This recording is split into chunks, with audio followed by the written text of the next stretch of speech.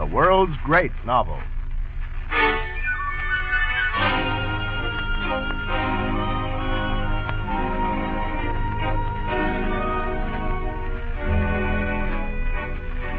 The National Broadcasting Company presents the second in a two-part version of George Eliot's Silas Marner, another in our series of books that live the world's great novel.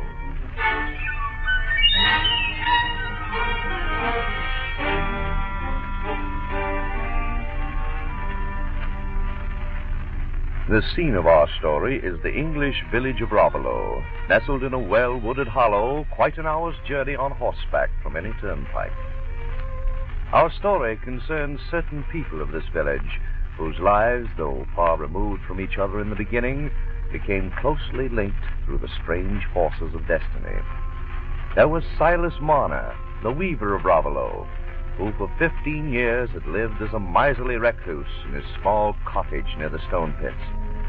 And though he had always been a subject of curiosity and speculation to the townspeople, he had of late become a favorite topic of conversation. Still no trace of the thief that ran off with old Marner's gold, eh? Not hide nor hair of him.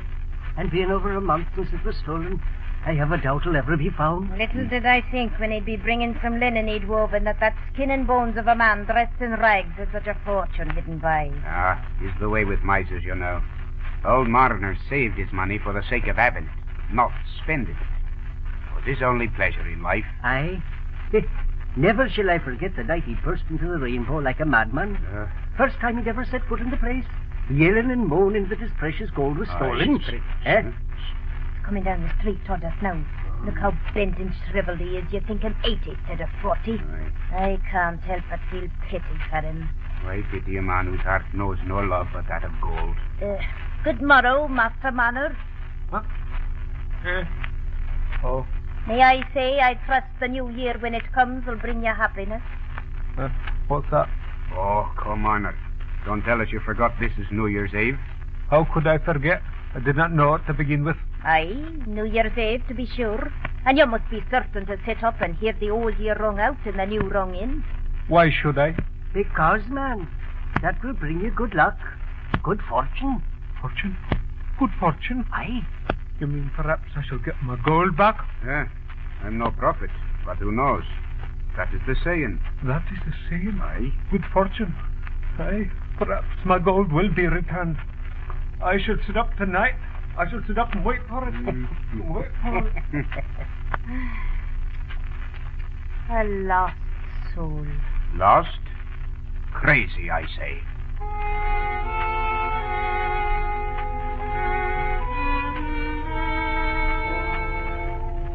Now let us leave Silas Marner for a time and turn our attention to the big red house on the hill where lives Squire Cass and his 4 sons.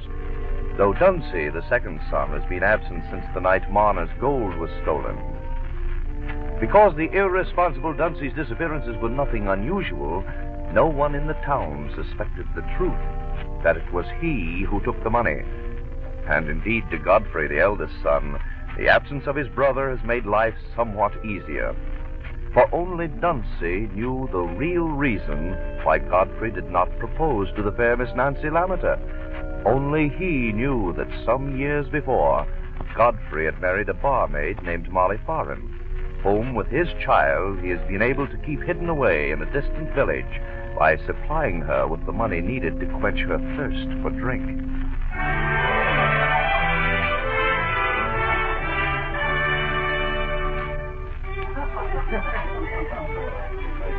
But on this New Year's Eve at the Red House, where a festive ball is in progress, Godfrey finds it hard to remember the tragedy of his life as he dances with the beautiful Nancy. I've so looked forward to this evening, Miss Nancy. I'm sure we all look forward to greeting our friends on New Year's Eve. But I look forward to the honor of dancing with you. Indeed, sir. I should imagine when gentlemen have so many pleasures, one dance can make but very little difference. Oh, you know that isn't true. You know one dance with you matters more to me than all the other pleasures in the world. No, indeed, I don't know that. And I have very good reason for thinking differently. Oh, I know I've acted a bit queerly at times toward you. Really, sir, you may save explanations, as I'm not in the least interested in hearing them. You're very hard-hearted, Nancy. You might encourage me to be a better fellow. I'm very miserable. But you have no feeling. I think those have the least feeling that act wrong to begin with. Oh, there seems to be some sort of commotion. Look, it's the hermit wafer, Silas Marner. Whatever is he doing here? Carrying something in his... Why, it's a baby. A baby? Great heavens. My Godfrey, what is it? You're as white as the snow in the window panes. Do you feel ill? No, excuse me, Nancy. I must find out what it is all about. Father, what is this about? That's it I want to know. What do you mean coming in here this way, man? I've come for the doctor. I want the doctor. I figured him here. Yes, I'm here, Marner. But say quietly what you want me for.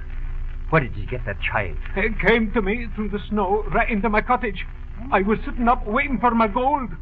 Suddenly I looked across my room and saw something bright shining by the fire.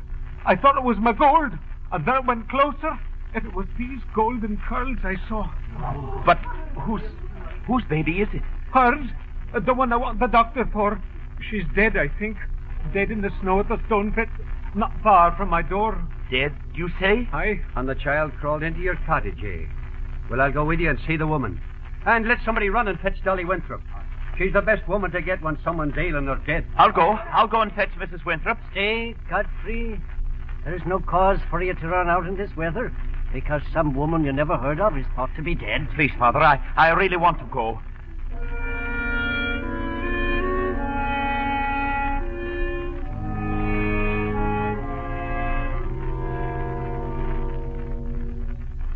No matter what, I should accept the consequences and own that she's my wife. But I haven't the courage. I'd lose Nancy altogether, and if she's dead, I may marry Nancy. And I shall be a good fellow in the future and have no secrets. Well, I can see that the child is taken care of some way. But if she lives, well then... Godfrey, you still there? I waited for you as I'd come so far. Is she? She's dead, all right. And from the looks of her, I'd say she fell down in the snow from too much drink. They must fetch her away to the workhouse tomorrow for burial. Come inside Marner's cottage. You'll be freezing your feet off. Don't make noise. The child is sleeping. I suppose you'll take the child to the parish tomorrow. Who says so? Will they make me take her? Why, you wouldn't want to keep her, would you? An old bachelor like you? Till anybody shows they've a right to take her away from me. The mother's dead, and I reckon it's got no father. It's a lone thing, and I'm a lone thing. My money went, and this come to take its place. I won't give it up unless you make me. Why should I? He means any of us, Godfrey. I don't reckon there'll be interference, man. No, of course not. Here. Huh? Take this money and buy that little thing some clothes.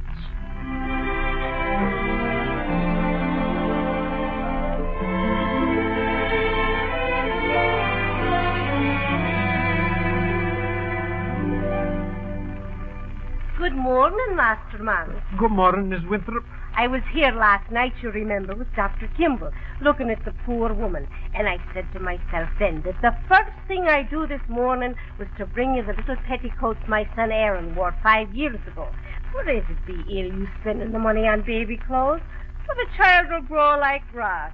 And here's the bundle, all of them clean fresh. Thank you kindly. I think you're in the right on it to keep the little in Master Marner, seeing as it's been sent to you.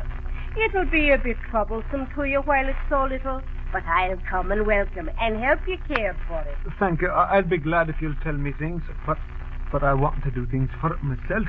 It's it may get fond of somebody else and not fond of me. I've been used to fending for myself in the house. I can learn. Oh, to be sure.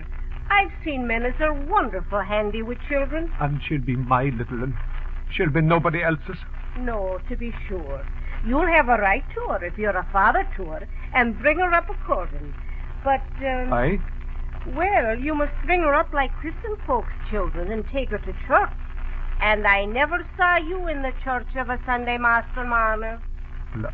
I want to do everything as can be done for a child. And whatever's right for it, and you think will do it good, I'll act according, if you'll tell me. Well, then, Master Marner, I'll speak to the parson about the christening, and you must fix on a name for it. My mother's name was Hepzibah, and my little sister who died was named after her. Hepzibah? Aye. But wasn't it awkward calling your little sister by such a hard name when you'd got nothing big to say, Master Marner? We called her Eppie. Well, that'd be a deal handier. And so I'll go, Master Marner, and speak about the christening afore dark. And I'll bring my little Erin one of these days to play with her. They can become good friends.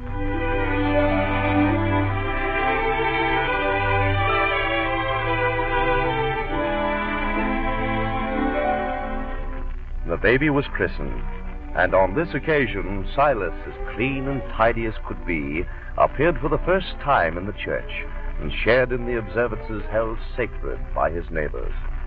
And a great change came over Silas Marner. Where once he had delivered his linen to the housewives without a word of greeting, he now stopped a while and talked with each of them, always on the same subject. Master Marner, you'll be lucky if she takes the measles soon and easy. I suppose it would be best at that. Oh, she's of sturdy build even now, Marner. Aye, a healthy loss she'll be. I made these sweetmeats for Eppie, and do bring her to see me soon. There isn't many a lone man that have been wishing to take up with a little un like that, Master Marner. It just shows what a warm heart you have.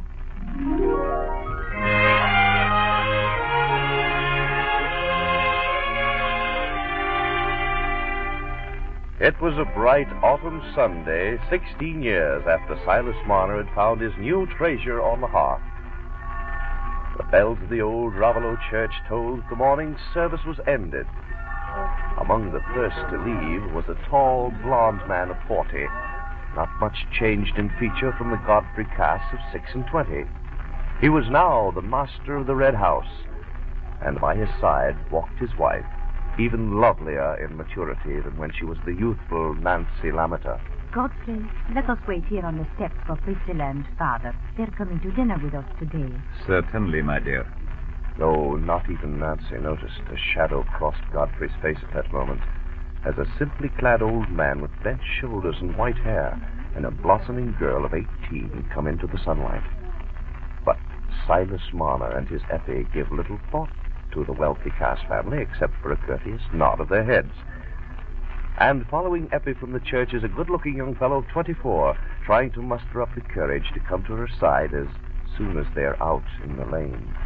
See how pretty the red mountain ash is over the rectory wall, Father. Aye, it is a lovely sight, my Eppie. I wish we had a little garden, Father, with double daisies in like Mrs. Winthrop. Eh? Only they say to take a deal of digging and bring in fresh soil, and well, you couldn't do that, could you, Father? Aye, I could do it, child. If you want a bit of garden, I could work at it the morning before I sat down to my loom. Oh. Why didn't you tell me before as you wanted a bit of garden? I can dig it for you, Master Marner. Aaron? Good morning, Aaron.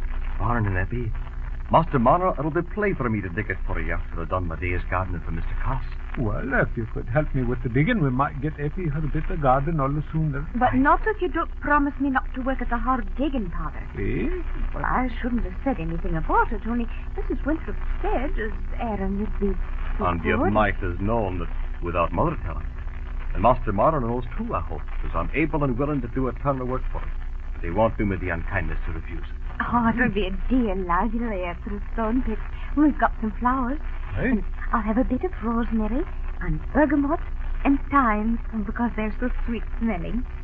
But there's no lavender, only in the gentlefolk's garden, I think. Well, that's no reason why you shouldn't have some.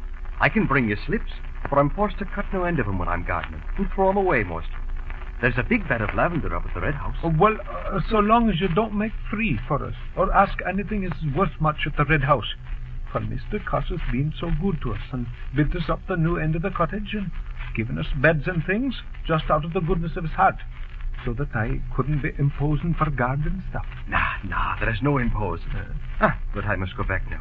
Else Mother will be in trouble, as I aren't there.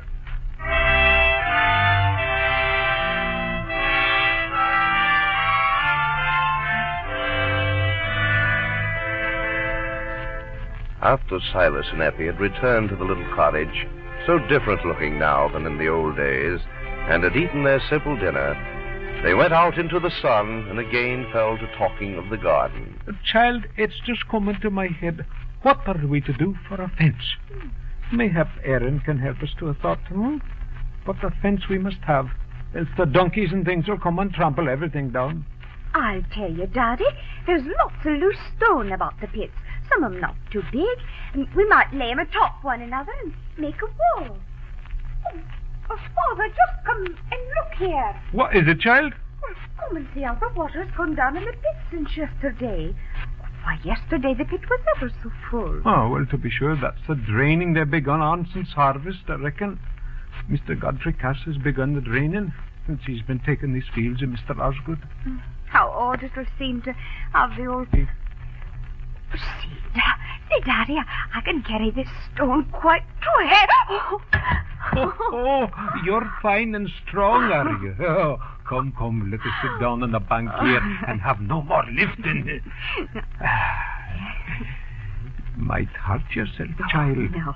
You'd need to have somebody to work for you, and my arm isn't overstrong.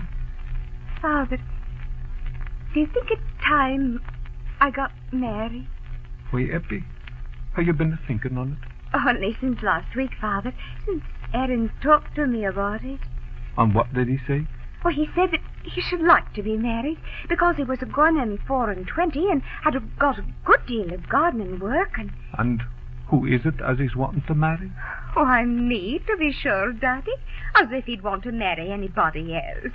And you mean to have him, do you? Yes. Sometime. No, I don't know when. Everybody's married sometime, Aaron says. But I told him that wasn't true, for I said, well, look at Father. He's never been married. No, child. Your father was a lone man till you was sent to him. But you'll never be lone again, Father. Aaron said, I could never think of taking you away from Master Marner, Eppie. And I said, it'd be no use if you did, Aaron. He wants us all to live together, and he'd be as good as a son to you. And he always does behave pretty to you, doesn't he, Father? Aye, child, aye. Nobody could behave better. He's his mother's lad. Oh, then you would like me to be married, Father? I'll not be the man to say no, Eppie. But we'll ask your godmother. We'll ask Mrs. Winthrop. She'll wish the right thing by you and her son, too.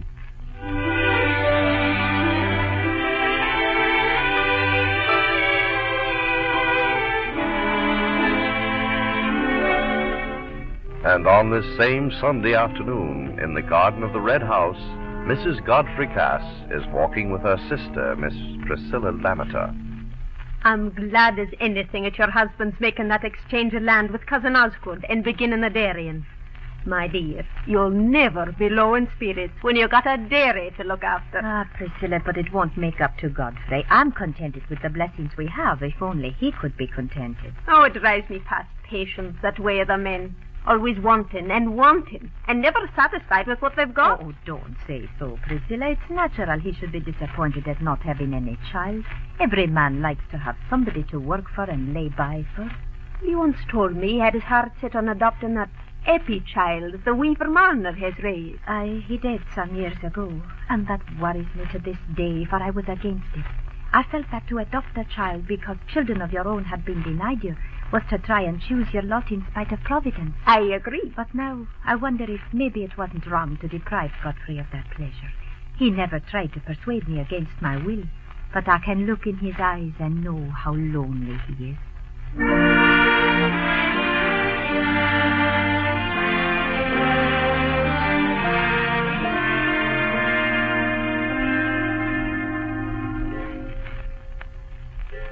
Pardon, Mum. Yes, Jane? Will Miss and Master Lammeter be here for tea? No, Jane. They went home. It's fine, Mum. Shall I serve you tea? Has your master come into the yard, Jane? No, he hasn't. Then we shall wait for him. I don't know whether you've seen him, Mum, But there's folks making haste all one way down the lane. I figure something's happened. I hope nobody's hurt. Oh, no, I dare say there's nothing much the matter. It's perhaps Mr. Snell's bull got out again, as he did before. Yes, I hope that's all. But the way folks is running... Oh, Jim. If you've no need for me, I think I'll go back to the window and watch for what I can see.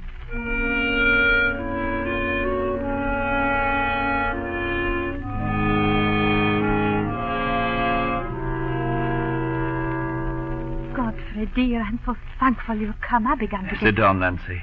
Sit here. Godfrey, what is... I came back as soon as I could to hinder anybody's telling you but me. I've had a great shock, but I care most about the shock it'll be to you. It isn't Father or Priscilla. No, it's nobody living. It's Dunstan. My brother Dunstan that we lost sight of 16 years ago. We found him. Found his body, his skeleton. Where? The stone pit has gone dry suddenly. From the draining, I suppose. And there he lies. Has lain for 16 years, wedged between two great stones. His watch and seals are still there. Do you suppose he drowned himself? No. He fell in. Nancy. Dunstan was the man that robbed Silas Marner. Oh, no, Godfrey. All the weaver's money was in the pit, too. Everything comes to light, Nancy, sooner or later. When God Almighty wills it, our secrets are found out. I've lived with a secret on my mind, but I'll keep it from you no longer. I wouldn't have you find it out after I'm dead, so I'll tell you now.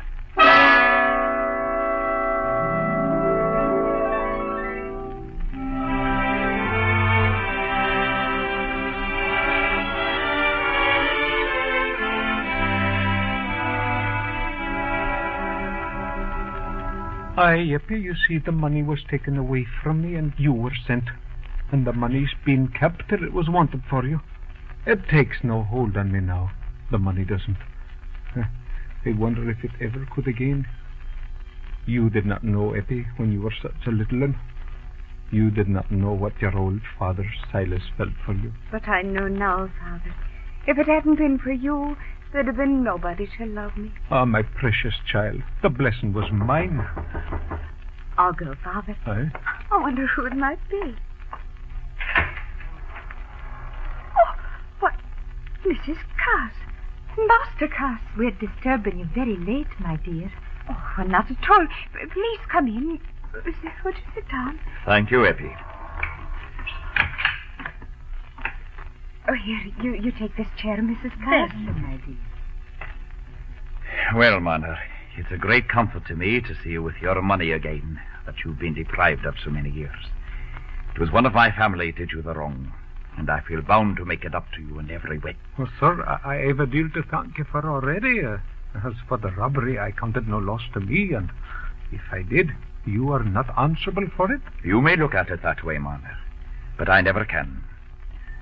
You've done a good part by Eppie, Marner, for 16 years. It'd be a great comfort to you to see her well provided for, wouldn't it? You'd like to see her taken care of by those who can make a lady of her and leave her well off? I don't take your meaning, sir. Well, my meaning is this, Marner. Mrs. Cass and I, you know, have no children. Nobody to benefit by our good home and everything else we have. And we should like to have somebody in the place of a daughter to us. We should like to have Eppie and treat her in every way as our own child. And Eppie, I'm sure, will always love you and be grateful to you and come to see you very often. And we should be on the lookout to do everything we could to make you comfortable. Eppie, my child, speak. I won't stand in your way. Thank Mr. and Mrs. Cass. Thank you, Mum. Thank you, sir. Oh, but I can't leave my father, nor own anybody nearer than him. I don't want to be a lady. Oh, thank you all the same, but I couldn't give up the folks I've been used to. But I have a claim on you, Eppie. The strongest of all claims. It is my duty, Marner, to own Eppie as my child and provide for her. Yes, she is my own child. Her mother was my wife. I have a natural claim on her that must stand before every other. Then, sir, why did you not say so 16 years ago and claim her before I'd come to love her? Instead of now, when you might as well take the hat out of my body. But I think you might look at the thing more reasonably, Marner. It isn't as if you'd never see her again. And I should have thought your affection for Eppie would have made you rejoice in what was for her good, even if it did call upon you to give up something. I'll say no more. Let it be as you will. Speak to the child. I'll hinder nothing. Eppie, my dear, it'll always be our wish that you'll show love and gratitude to one who's been a father to you so many years. But we hope you'll come to love us as well, and you'll have the best of mothers in my wife. My dear, you'll be a treasure to me. We shall want for nothing when we have our daughter. Thank you, Mum. Thank you, sir, for your offers. They're very great and far above my wish. But I should have no delight in life any more if I was forced to go away from my father. Know that he was sitting at home thinking of me and feeling lonely. And I'll cleave to him as long as he lives. And nobody shall ever come between him and me. What you say is natural, my dear. Natural you should cling to those who brought you up.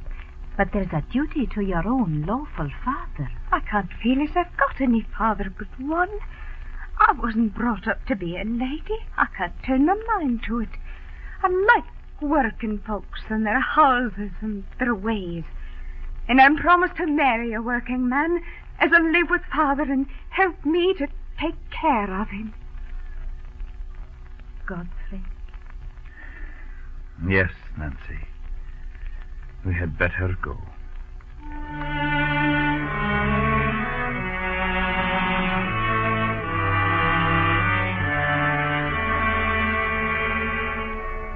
There was one time of the year which was held in Raveloe to be especially suitable for a wedding, the season of the lilacs. And on by far the sunniest of these days, the villagers of Raveloe lined the lanes to watch and admire the beauty of Eppie as she walked toward the church. She was attired in white, and her hair looked like the dash of gold on a lily. As she clasped her father's arm, she leaned toward him and said, You won't be giving me away, Father. You'll only be taking Aaron as a son to you.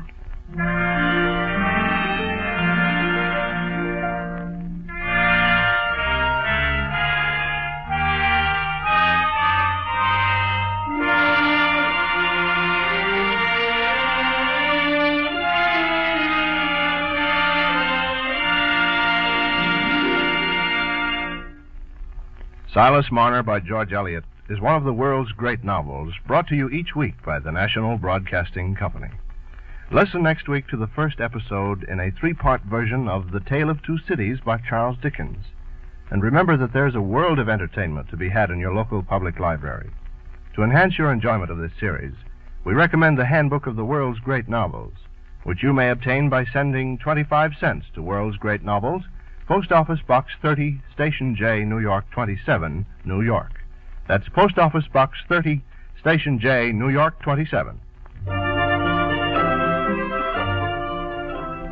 Silas Marner was adapted for radio by Agnes Eckhart. The music was composed by Emil Soderstrom, and the orchestra was directed by Bernard Berquist. The entire production was under the direction of Homer Heck. Jack Lester is the narrator. Silas Marner is played by Arthur Peterson, Nancy by Geraldine Kay, Eppie by Martha McCain, Godfrey by Everett Clark, Priscilla by Ruth Shames, Dolly Winthrop by Mignon Schreiber, and Aaron by Charles Mountain. Others were Lucille Laurel, Cliff Norton, Sherman Marks, and Les Spears. This is John Conrad. This program comes to you from Chicago and is a presentation of the National Broadcasting Company and its affiliated independent stations.